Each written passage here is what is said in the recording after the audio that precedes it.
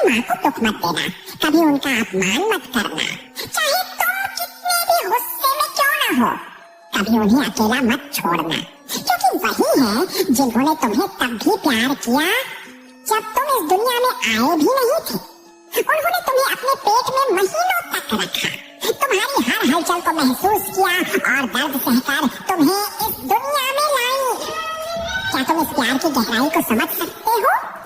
उन्होंने अपनी खुशियाँ और सपने तुम्हारे लिए छोड़ दिए ताकि तुम अपनी जिंदगी अच्छी तरह जी सको।